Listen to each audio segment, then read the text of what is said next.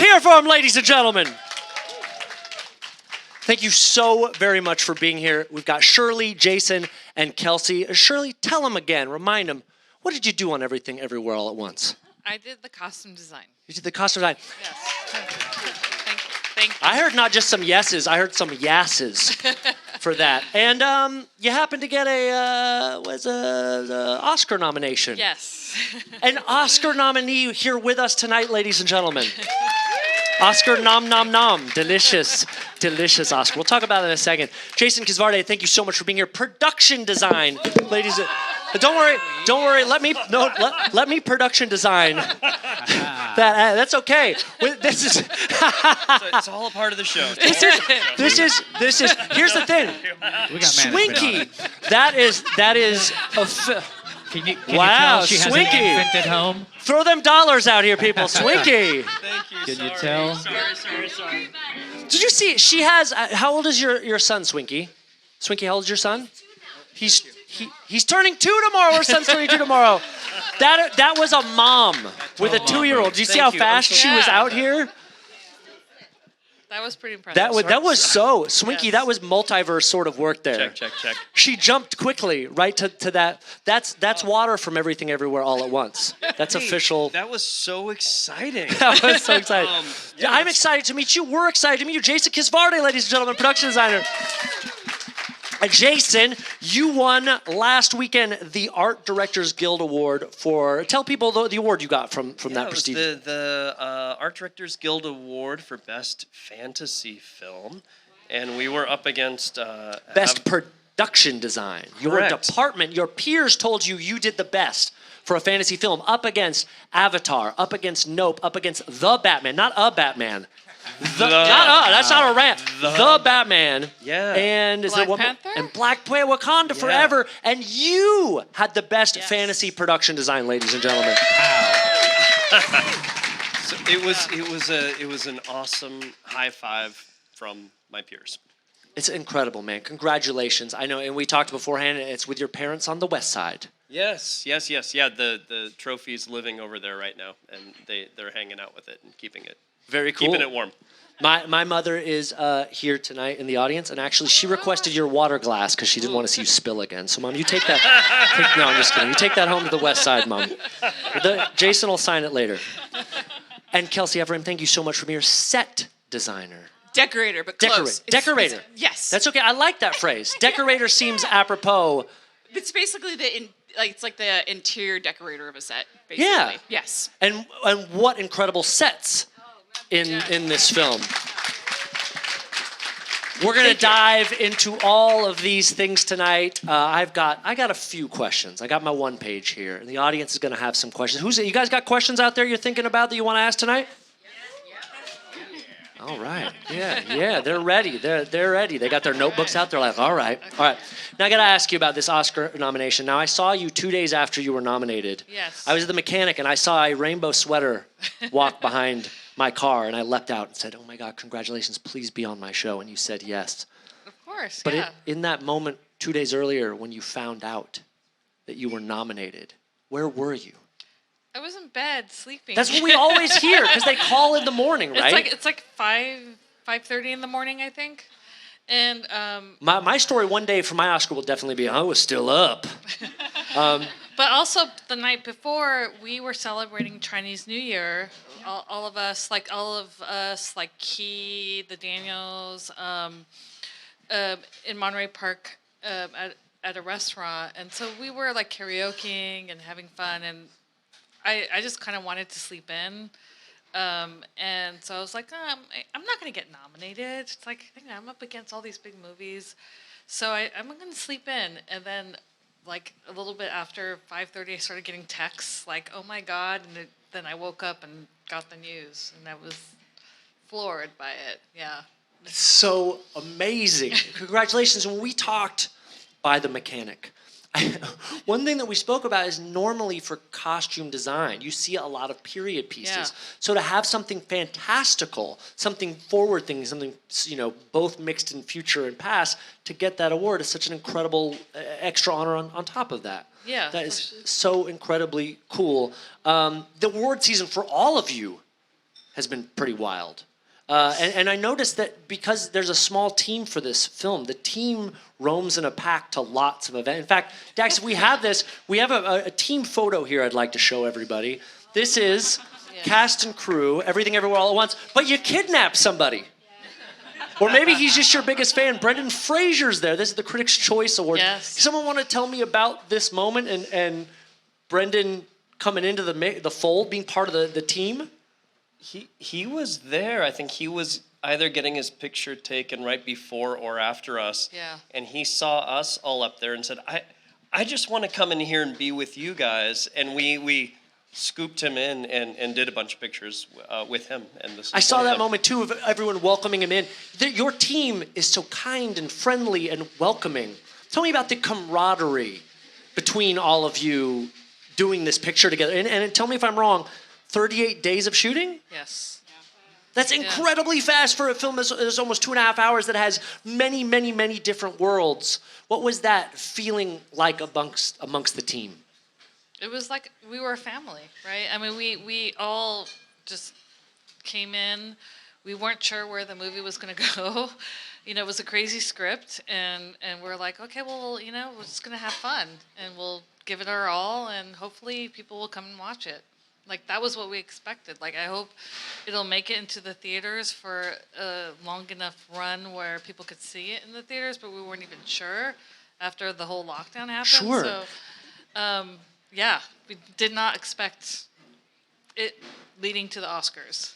Yeah. Yeah, the Daniels are very supportive as far as letting each department do their thing. Like bringing in Shirley and saying, Shirley, show us some weird stuff. Hey, Jason and Kelsey, go get weird with that one.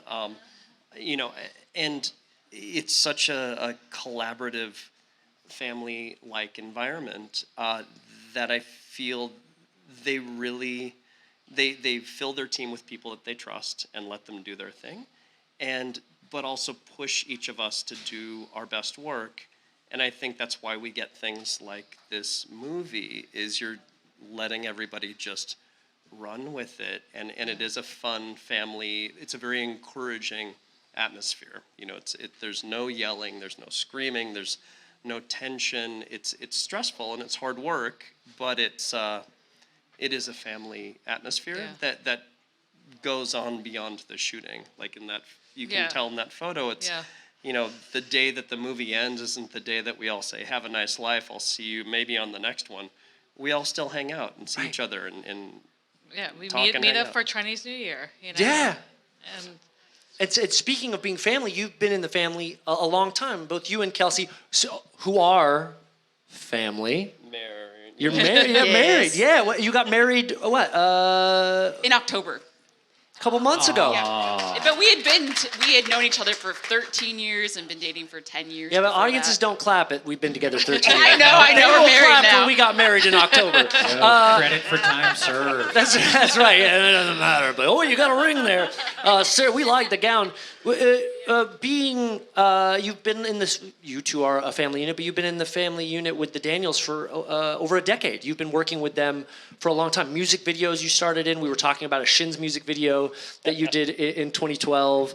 And tell us about that journey of being with the Daniels this long, from music videos to being nominated for Best Picture at the Academy Awards. That's an incredible road. It started with really, really small, what we called $5 music videos. And the music videos got bigger and bigger until they did their first movie, Swiss Army Man, which was, taking everything they learned on all the music videos. And it's been a long, evolving friendship inside of work and outside of work. And for years, they'd been talking about this one. Like, we're going to make another movie. It's going to be pretty crazy. It's a big one. And I feel like a lot of the stuff they did in this were things that they had been thinking about and practicing in their past projects. So this is a big this is a lifetime culmination. You had said before when we were chatting that it wasn't just a culmination for them, but you too. You felt like this is all I've learned with them, outside of them, put into one project. It was like a thesis project where you're going, this is I'm taking everything we've learned and we're putting it into one place and we're gonna lay it all out and see what happens. I can relate. I feel that way right now. This is my thesis right now. This is my term paper. Shirley, how did you become involved with the Daniels and this project? Yeah, so this was my first time working with them. So it was kind of interesting because I had worked with Jonathan Wong, our producer for this movie, with another director who I worked with, Aaron Rule, doing commercials, and I worked for years with Aaron Rule, and I guess the Daniels had mentioned to Jonathan that they were looking for a costume designer, and so Jonathan thought of me. So in the initial meeting where they were preparing to do this movie, we met up. But I remember, I had a friend that was a production coordinator she's like, I've been trying to get you to work on some of the Daniels music videos and Daniels projects for years, and I was like, I know, it just never aligned. I was always booked or whatever, and I wanted to, it just never happened. And so we met up at a coffee shop, and I mean, at that point, I didn't even have to present any boards to sell myself. Hey, I'm the best. You just had coffee, and they said, "You're in." Yeah, pretty much. Yeah. And I'm so grateful that they trusted me and gave me the full creative freedom to do what I thought would work for this movie. That's the miracle of coffee. Coffee brings us all together. Indeed, the coffee does bring us all together. Yes. We mentioned something about the speed of this film, 38-day shoot, but the incredible, it's insane to think of, and what we've all been through over the past 3 years, but you wrapped the day the pandemic was shutting down Los Angeles. Yep. What was the feeling like when you wrap in general, you're exhausted and exhilarated at the same time. But knowing this thing was coming, we all were hearing about it for weeks. And I know that week leading up, the toilet paper shortage of 2020, what was it was real.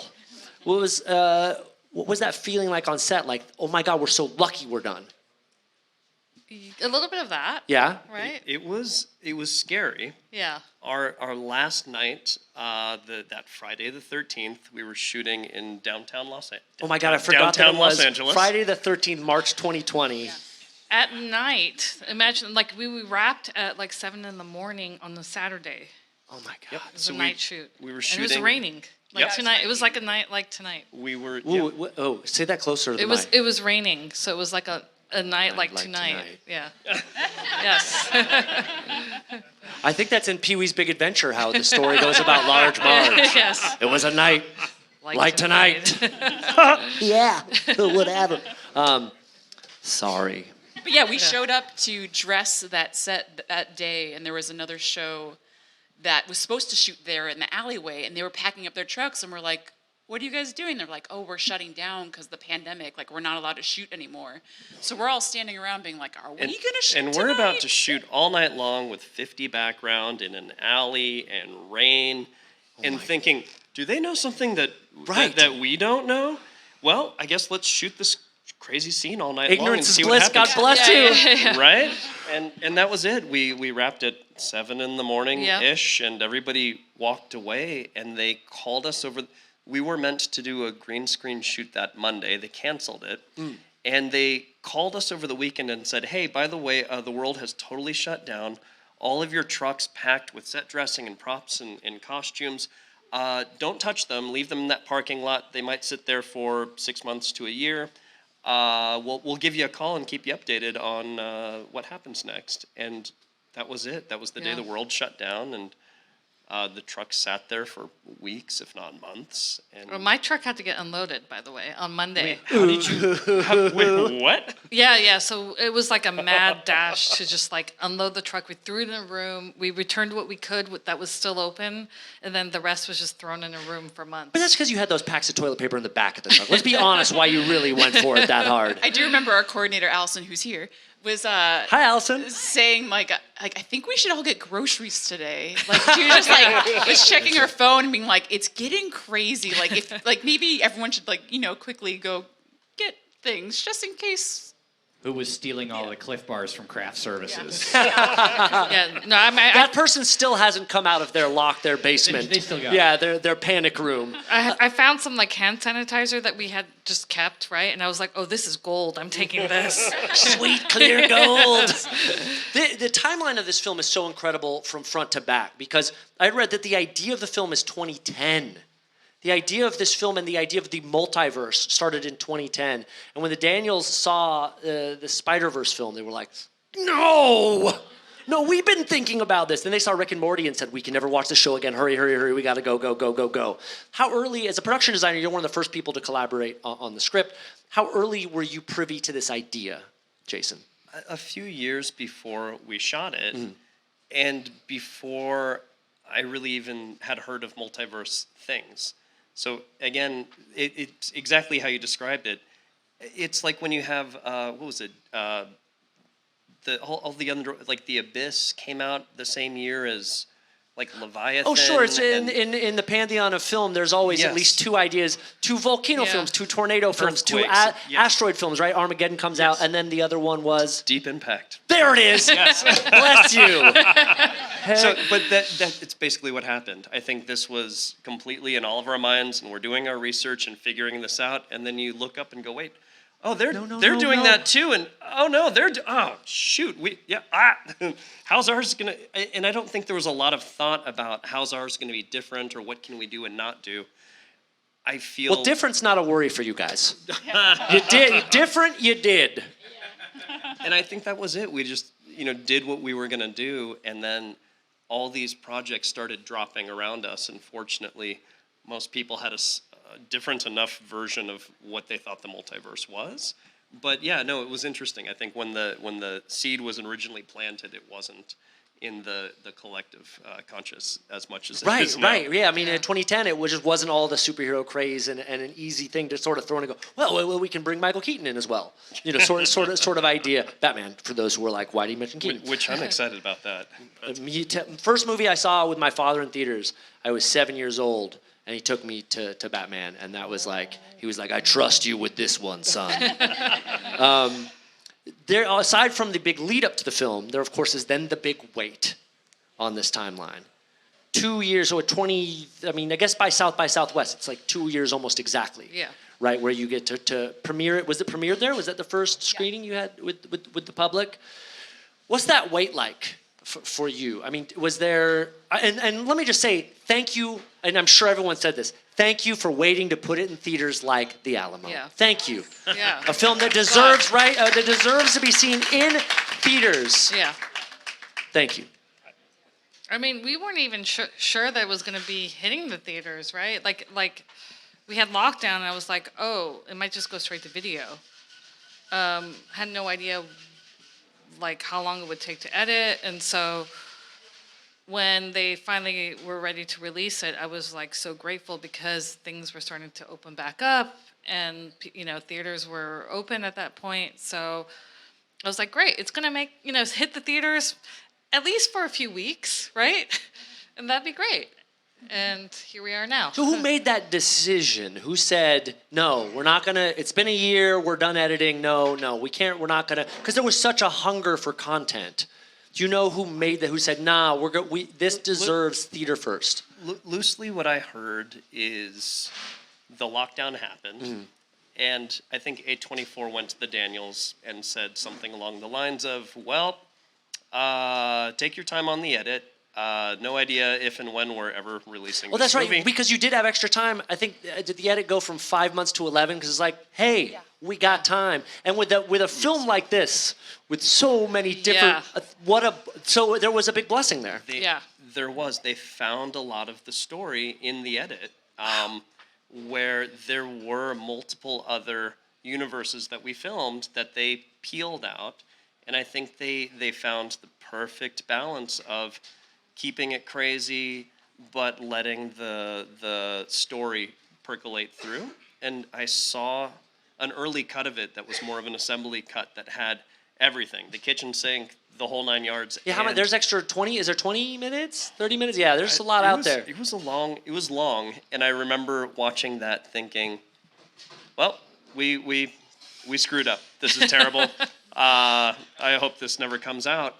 And then the next time I saw it was at South by Southwest, the finished movie, and thinking, wow, they did it. They found it. They found the story. They peeled off all the excess, too much stuff. And I think that was because they had The time. Yeah. Wow. So Also, yeah, and 5 of their friends did all the visual effects in their homes. And for them to do that, the only way they're able to do that is having all that time. Right, during the yeah, you're going to pandemic. do it in your home, and it's Yes. infinite time, and you're going, all right, yeah, I can dive deeper into this. I can improve this more than I would have on studio time. Can we get a round of applause for editors? Yes. Right? I feel like Yes, in for having sure. that discussion, God bless the editor. I want to ask, this film means a lot of things to me. It was an insight into a different culture. It was an incredible family drama that tears pouring down my eyes. It was a visual masterpiece. It brought me back to the theaters, the place that I love the most. I felt like, and it was the most cinematic experience. So it just meant so much to be in that place. For each of you, what does this film today mean to you? I know that's a loaded question, and it's a big question. Yeah. What does this film mean to you? To me, it's just so good to see a weird, quirky script get made, especially, it makes me so happy that A24 is around making weird content and giving chances to young directors that have unique ideas and not linear stories or stories that are a little bit different. So it gives me hope that there's amazing, unique stories coming out and that there's some funding for them. And hopefully with the success of this, more and more interesting stories will get told and made. Here to creativity and originality.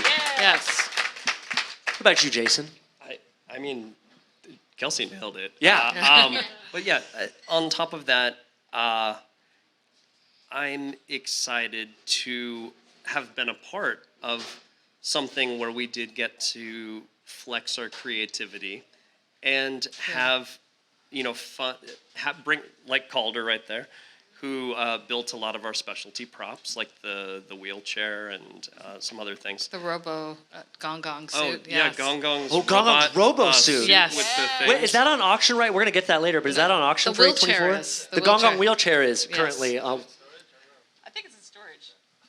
But that, that this even got made, and to what Kelsey, just to reiterate what she said, I'm hoping more than anything that this shows that there is an interest and demand for content like this. Yeah. And, that people want more interesting original stories, and that the people putting up money will finance more stuff like this going on, so that we get to work on those Exactly. things. 'Cause Yeah. those are the ones that we want to work on. Yeah. So, yeah. Well, those are the ones we want to see. Exactly. Yeah. Those are the ones we want to see. What Yeah. about Shirley? Is anything different that this film Well, meant for you? also for me, as a, Asian American, just to have a story told from the POV of a daughter of immigrant parents. I think Hollywood would probably be like, oh, I don't know if this is gonna make any money, right? But the fact that it did and that the story resonated with people all across the board. Just goes to show that if you have a good script and you're creative and, present something new, people want to see it and people will identify with it and relate to it.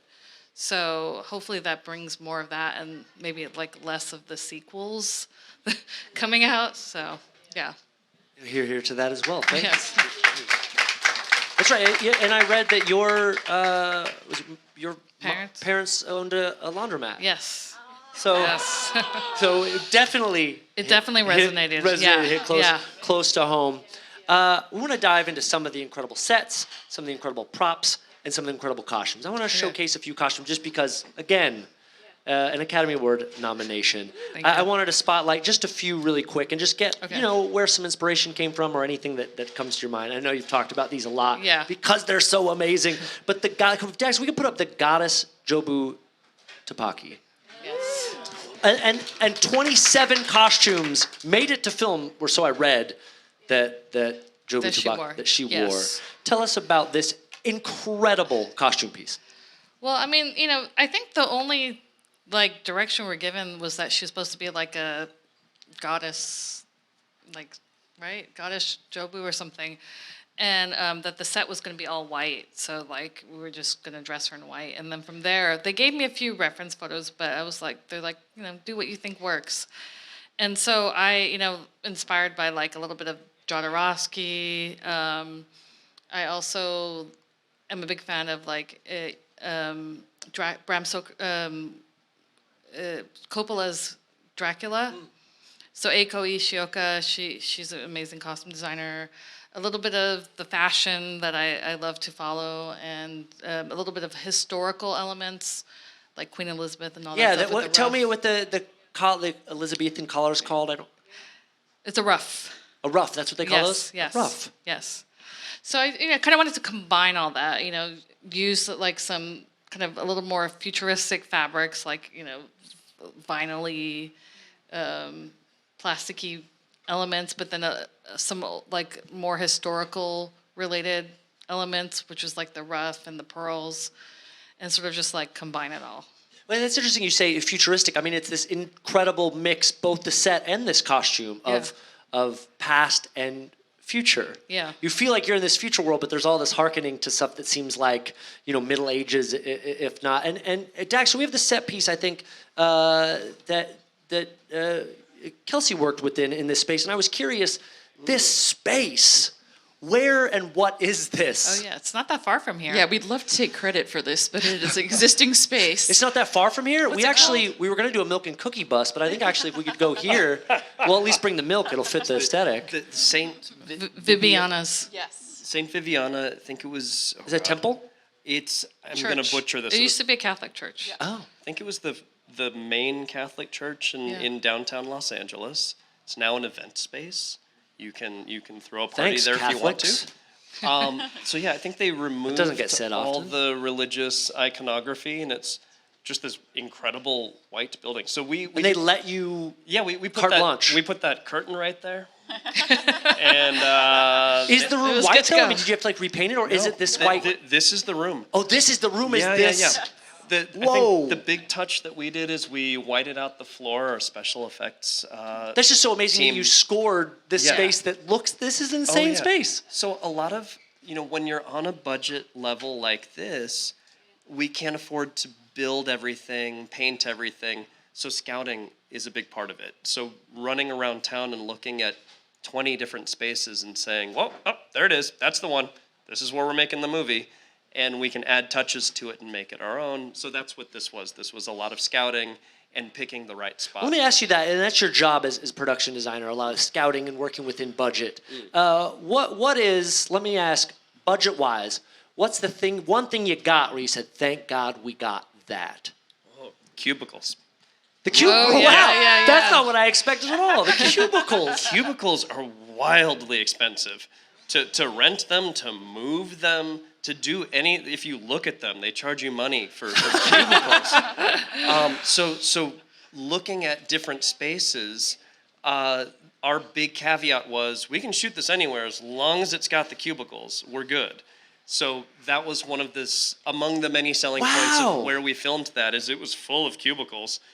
That's And- right. It's this yeah. Bank of America building, and also inside there, the apartment is in the Correct. cafeteria. Yes, so they had the big old cafeteria space that was empty, and we walked in there, well, this is a big empty space. We could build the whole apartment in there, and we did. That's so similar to the idea of having this extra time to edit. Because it was in the same space you were doing other stuff, you had more time to put it together. It didn't look sterile, it looked lived in. Okay, it was incredible. So we didn't really have a big office space to prep the movie, and we got into this building early enough in the process that we got there and said, hey, this is a nice office. Why don't we just It's use this massive. as our office to prep? And started dressing out the place where we had built all the sets. I think Yeah. Shirley based out of there as well. Yeah, I had my office there, all our racks. We didn't have a trailer. We just set up All in there. were, wow. And the dressing rooms too were like office. It's like Bank of Rooms. America No wonder offices. it was so much Yeah. more family too, because you were under one roof. There wasn't that Yeah. separation of I'm in my trailer. It's like, no, I'm in the building. It's like a summer camp. Totally. That's exactly what it was. It was a office-themed summer camp. Oh, not tight. But yeah, so we'd be building that set, and then at lunch say, hey, everyone, you want to come walk over and check out the apartment set? Yay. Wander over and go, that window is too big and that thing is too yellow. Kelsey, let me ask you about that apartment. What was it like making their world? It was a lot of fun. It was very stressful because it was such an important set for the film, and you just learn so much about the family from where they live. And we spent a lot of time there, so that was something that we spent probably the most time researching and pulling references. I had some friends of mine that are Chinese American that would go shop with me, and just so I'd have the right products in the apartment as well. And because we had the set there on the stage, I think we shot it first as the hot dog universe version where everything's beige, which was fun. And then that was amazing. And then we had 2 weeks to turn it into their normal apartment, so I had time. So it was kind of like layering and layering and layering, and then having Jason come take a look and make notes, having our set dressers come do some little touches everywhere. So we had time with it, which was great, because it really was all those different layers of adding set dressing that made it what it was. Right. That extra time, those layers where you go, this is real. That's what blew my mind about it being a box in a cafeteria, because it just seems like someone's home.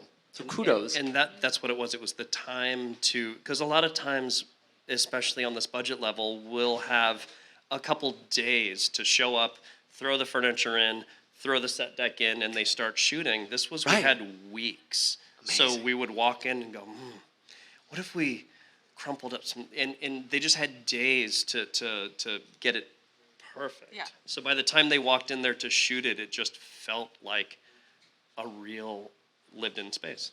It's so cool hearing the symbiotic relationship you feel between costume production design and set decorator. As we just talked on one costume and then ping pong ball to all the ways you all overlap together.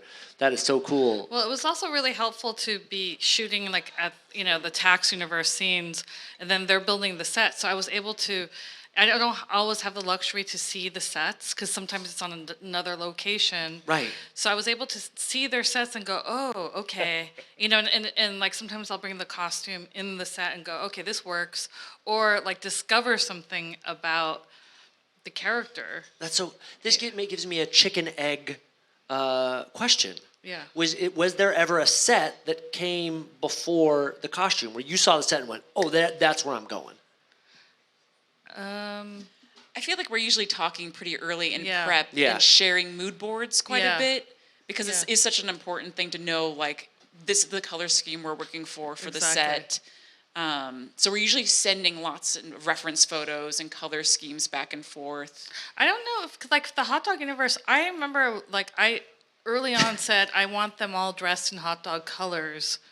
Right. I don't know though with the sets if you had the same idea without me telling you that. Or I think so. It's so weird, that world, how it came about. I think we were in a meeting with Larkin and the Daniels talking about what this world should be, and Larkin's like, because so many of our other sets are vibrant or browns and dark colors at the apartment, let's do something a little different. Like I like beiges, and we're like, oh, like it should look like a hot dog bun.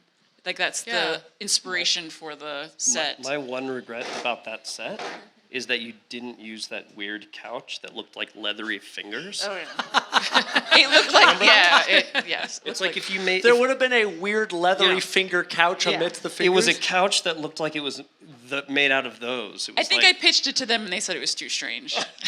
Wait. They said the freaky It was too couch much. was. Well, that is wild stuff. That is.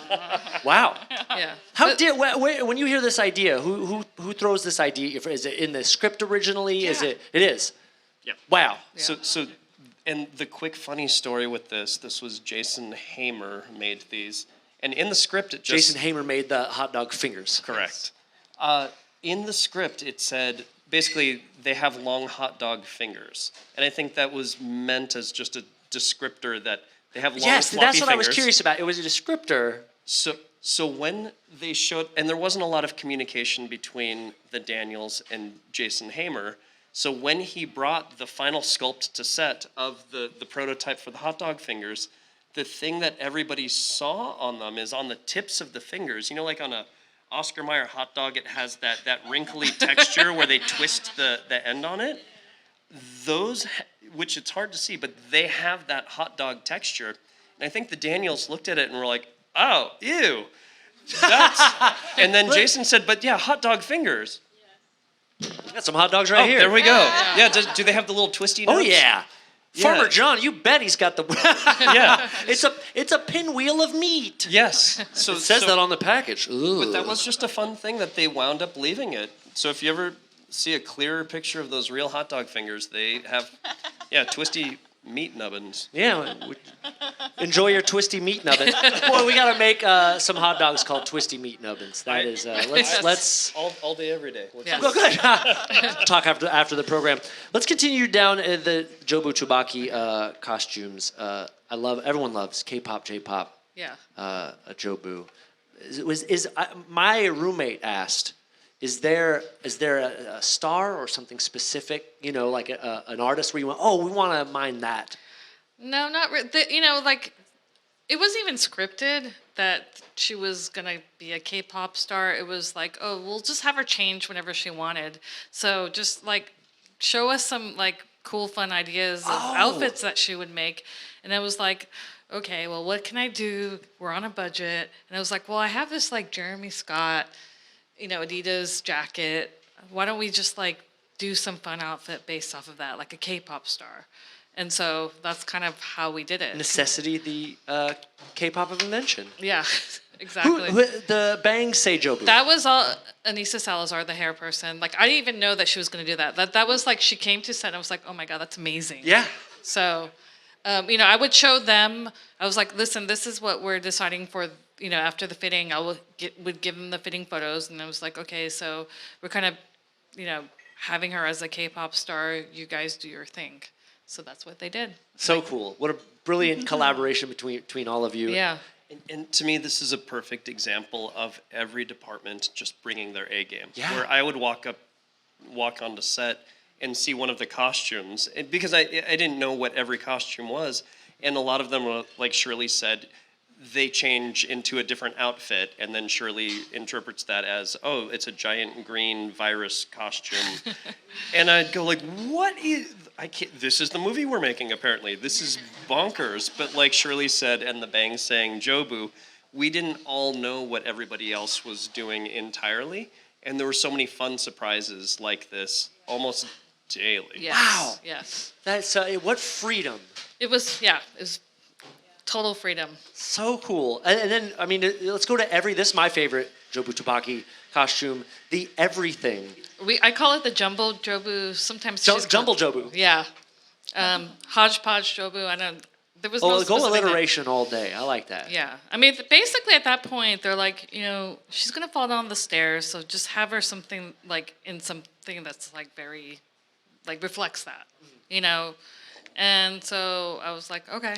And basically, like I got like a black jumpsuit and I just sort of freeform draping pieces. Some of it like there was like her luchador outfit. We got the pads and her golf outfit, her polo shirts in there somewhere. There's like little elements. There's little nods to all her other costumes. Oh, that's so cool. This whole film does stuff like that. There are little nods to different moments there. I mean, Ragakuni is a reference, an incorrect description, right? Isn't that what it is? It's an incorrect description of Ratatouille, and then because it said in another world, there is a Ratatouille. Ratatouille voiced by Randy Newman. How many people caught that was Randy Newman? That's right. That's Randy Newman as the voice of Ratatouille. Tell me some other Easter eggs that are within this film that we can give the people, because I know there are so many. There were so many that I didn't even know about until I went on set or discovered after, because I wasn't on set and didn't see it from the art department. So yeah, we had fun with it. There are a lot.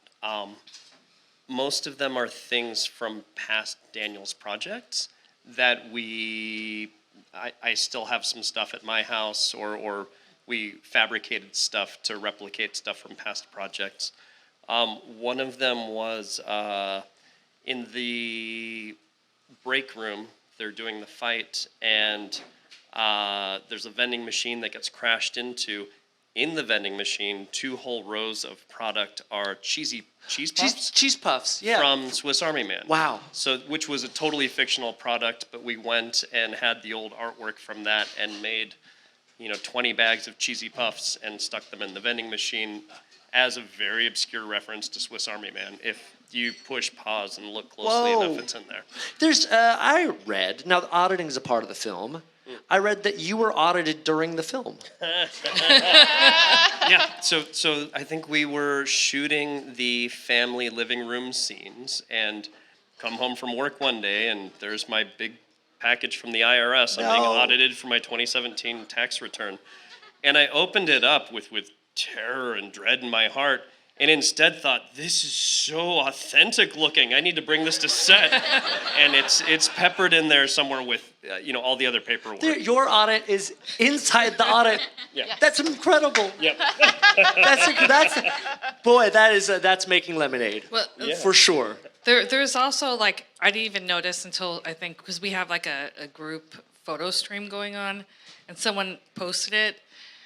In Evelyn's apartment, there's some soup cans that look like Campbell's soup cans, but they say Daniel's. No, there's Daniel's soup. Yeah. Yeah, and that's one of the things I think, I don't even know if that made it into the movie. Yeah, We I would don't just bring stuff and throw it on set, and maybe it gets on camera and maybe not, but we also just didn't tell people we were doing these things. And the first shot of the movie where you're pulling out of the mirror on the little credenza and you're seeing them singing karaoke, there's a lot of nods to things that happen in the movie. So there's a little raccoon and there's chapstick and a fanny pack. And so like that was another fun thing where we just put a bunch of themes of the movies in that first shot where you're pulling out and you barely so see cool. them, but it was something fun. Also, Jason made up a fake mascot for the IRS called Taxi the Pterodactyl. No. And we have posters everywhere in that building, and I think you maybe see it once. So the longer version is Larkin, the DP. We were scouting that building, and he's hilarious. He made a joke. Wouldn't it be funny if the IRS had a mascot, Taxi the Pterodactyl? And I'm like, you mean spelled like Ptax? He's like, yeah. And so we ran with it, and he hated the idea. So we printed more and more posters. So every room of the IRS building has, when you walk in, hey, helpful hint from Taxi the IRS Pterodactyl. Yes. Taxes are due April 15th. In the mail room, look out for suspicious packages. So I feel like when he shot the movie, these were everywhere, and he somehow sort of avoided shooting them, or they're in soft focus. But if you go back and watch, they're in the IRS. They're in every set. Taxi the Tax Pterodactyl, and Larkin came up with it, and I think he regrets it to this Yay! day. So yeah, look out for Taxi Taxi. the I didn't even know Pterodactyl. about that. So. That's incredible.